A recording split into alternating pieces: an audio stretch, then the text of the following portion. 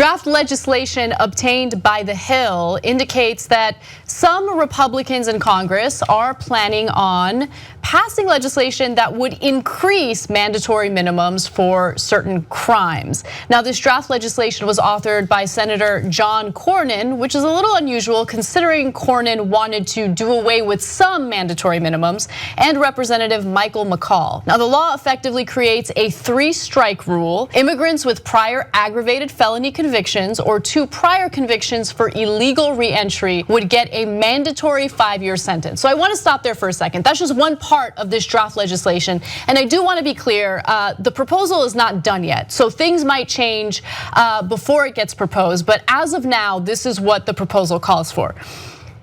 Why are we going to put immigrants in prison for 5 years, which American taxpayers have to pay for, if we're so concerned with immigrants using up our so-called resources? I just find that a little strange. Could it be because we want to funnel more money into private prisons? Of course. Now, the legislation also incorporates Cornyn's Back the Blue Act, which creates a 10-year minimum for assault if the judge or law enforcement officer is seriously injured, a 20-year mandatory minimum if a deadly or dangerous weapon was used in the assault. Now, it's unclear who determines what the dangerous weapon is, but anything can be considered a dangerous weapon, right? A vase can be considered a dangerous weapon. Also, a 10-year minimum for fleeing after killing, attempting to kill, or conspiring to kill a judge or law enforcement officer. This also includes firefighters. So, look, it's not like you either get this or you get nothing. There are already laws in place. Of course you can't kill cops. Of course you can't kill judges, and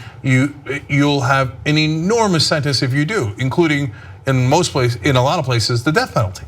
So this is on top of that. This is just to make sure that you get a mandatory minimum. Now, the reason you need those is if it's a borderline case, and they actually would not have gotten that many years because they considered his fist a deadly weapon or his car when he did a fender bender with the cops a deadly weapon.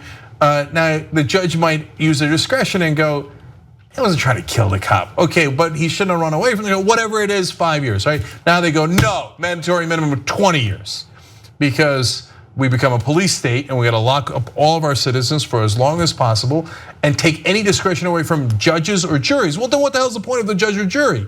We already have draconian laws on the books. We already can throw the books at people if they actually hurt cops or judges in any way, shape, or form. This is, like, there's almost no other purpose to this than to do injustice, to say give them more than what a judge or jury would have normally given them, because we need to fill up those jail cells. Taxpayers need to pay more money. Private prisons need to make more profits, which then they funnel over to Republican politicians in the form of legal bribes. Some Democratic politicians too, but Republicans take more legalized bribes from private prisons in particular. So keep in mind that this is not a partisan issue, right? Both Democrats and Republicans in Congress understand that these harsh penalties and these mandatory minimums are draining our resources, do not actually deter people from crimes, and actually leads to a higher recidivism rate, which means more people end up back in prison because it creates this vicious cycle where they're not rehabilitated, it's all punitive.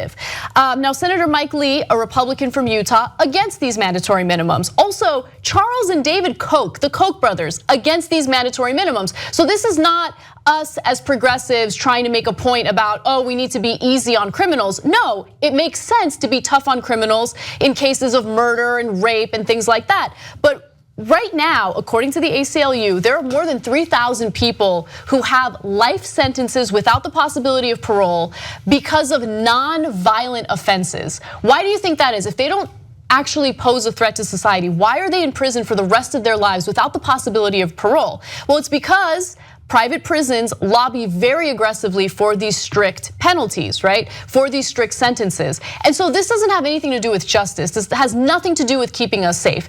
It has everything to do with the corporate world and making sure that GEO Group and Corrections Corporation of America, which rebranded itself as something else, make as much money as possible by imprisoning as many people as possible. So let me clarify that Anna's right, that it was not a partisan issue because Obama and yet conservatives like Mike Lee, the Koch brothers, and by the way, John Cornyn, the guy who now proposes this, were on the side of criminal justice reform. But after Trump got elected, they made it partisan. So one, Trump and Jeff Sessions, now the new attorney general, have to show they're tough on crime. They're tough in a stupid way that costs us a lot of taxpayer money that even conservatives didn't want in the past. And plus, they took more money from private prisons, so they got to do them a favor. One of the first things that they reversed was Obama's decision not to use private prisons at a federal level. They're like, no way, those are our donors. Now they go to Cornyn and go, hey, remember, now we're making this everything partisan, and remember, you're serving the donors. And Cornyn just flips and goes, oh, okay, yeah.